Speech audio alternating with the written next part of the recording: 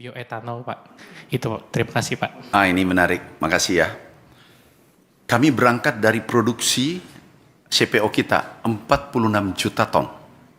Yang diproduksi dalam negeri, di processing dalam negeri itu 20 juta ton.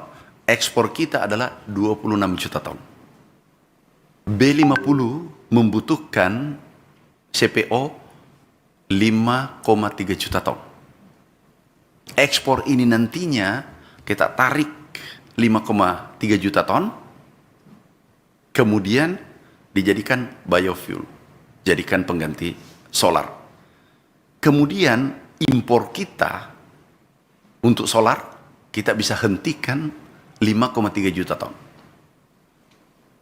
Nah, ini nantinya, ini green energy, kita bisa menutupi kebutuhan dalam negeri, tapi menghemat devisa karena kita menyetop impor.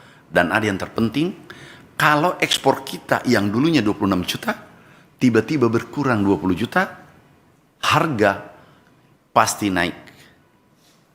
Pernah ada pengalaman naik 100%. Sekarang nilai CPO kita 450 triliun. Kalau naik 2 kali lipat atau lebih, itu bisa 1.000 triliun atau 800 triliun, tetapi kuantumnya berkurang. Kenapa? Produsen terbesar dunia adalah Indonesia. Kita yang harus mengendalikan harga CPO dunia, bukan negara lain. Nah, kalau harga CPO dunia naik, mungkin saja kita lepas B50 turun menjadi B40 kembali. Tapi begitu harga turun, kita tarik kembali menjadi biofuel. Tergantung yang mana menguntungkan rakyat Indonesia. Nah, nantinya kita pengendali CPO dunia karena kita produsen nomor 1, 58%, hampir 60%. Produksi CPO ada di Indonesia. Harusnya kita yang kendalikan CPO dunia, bukan negara lain. Oke, yang kedua, etanol dalam pembahasan itu mimpi kita ke sana. Jadi kita mandiri nanti energi. Jadi mandiri mimpi kita setiap pulau sekarang nih mulai mandiri pangan. Seperti Kalimantan dulu mengambil beras dari Jawa dan Sulsel. Sekarang sudah mandiri pangan. Apa artinya? Inflasi kita pasti stabil. Inflasi kita terbaik. 2,3, akhir tahun lalu 1,5%. Dan itu mungkin terbaik 5 besar dunia. Nah, karena kita upayakan swasembada pangan dan energi setiap pulau. Sehingga tidak ada ketergantungan antara pulau. Karena biaya ngangkut pangan itu ditanggung oleh masyarakat. Jadi etanol, kita menuju ke sana. Baru saja kami ditarget Bapak Presiden untuk tanam ubi kayu, singkong, dan itu etanol, tebu, dan seterusnya. Sumber-sumber energi kita dalam negeri kita optimalkan. Karena negara kita negara besar, negara yang agroklimatnya sangat cocok untuk pangan, perkebunan, dan hortikultura. Oke? Silakan. Mungkin izin penegasan aja Pak tadi sedikit Pak. Berarti untuk pembatasan ekspor CPO yang 5,3 juta itu di 2026 akan mulai dilaksanakan Pak? Doakan. Kita sekarang kan masuk B40. Mudah-mudahan 2026 sudah B50. Silakan. Terima kasih Pak, saya Genta dari Antara. Pertanyaan saya yang pertama soal tadi Pak, hilirisasi beberapa komoditas hortikultura. Apakah nanti ketika ini sudah berjalan akan ada pembatasan ekspor yang dalam bentuk raw itu Pak? Untuk beberapa komoditas itu. Yang kedua soal ini Pak, cadangan beras tadi kan tadi disebutkan tertinggi Pak. Ya. Nah, tapi kemarin Bapak sempat menyebutkan ada 1,45 juta ton beras yang sudah disimpan lebih dari 6 bulan dan 29.000 lebih itu ada penurunan mutu. Mungkin ke depan seperti apa antisipasi pemerintah untuk mencegah ada beras yang disimpan tapi mutunya jadi berkurang? Terima kasih. Terima kasih. Ini menarik, 29, katakanlah 30.000. Aku tambah 1.000. Katakanlah 30.000 yang rusak.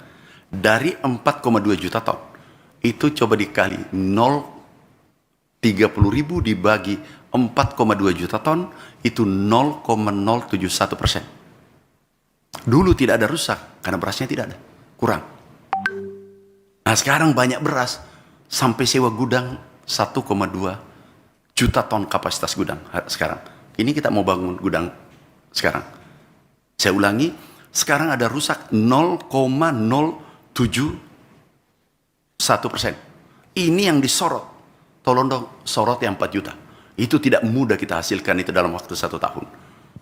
Presiden luar biasa, perintahkan pada kami 4 tahun, 3 tahun, baru 1 tahun. Dan ini perjuangan petani Indonesia. Ini adalah kebanggaan kita semua. Bukan saya. Ini keberhasilan kita semua, termasuk media. Jadi yang disorot, jangan 0,071, tapi tolong sorot 99,8%. Nah, itu yang harus dibahas lebih bagus. Sudah, Bapak Presiden sudah memberi anggaran 5 triliun untuk membangun gudang pada Bulog. Nah, kemudian beras baru sekarang nih, sekarang kan beras 3,7 juta kan. Serapan dalam negeri kan baru saja, itu 3 juta lebih sekarang. Kemudian yang selebihnya kalau itu katakanlah 6 bulan, itu masih aman. Nah 30 ribu ini kita cek, kalau ini tidak layak, ini kita untuk pakan ternak, itu kan tidak nol, tetap punya harga.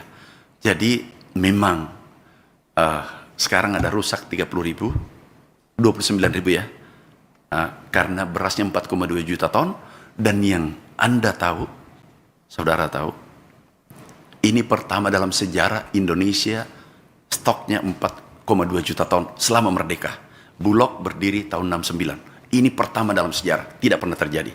Stok tertinggi, kemudian NTP naik, dan ada yang menarik adalah penyumbang PDB tertinggi pertama, itu Jawara, adalah pertanian dalam sejarah. Nah ini yang kita harus syukuri, bahwa pemimpin kita pro rakyat, peduli pada rakyat, apapun kami minta untuk kepentingan rakyat beliau penuhi. Oke, terakhir tinggal satu, kalau masih ada, nggak ada lagi. Terima kasih saudaraku, sahabatku semua. Terima kasih. Wassalamualaikum warahmatullahi wabarakatuh.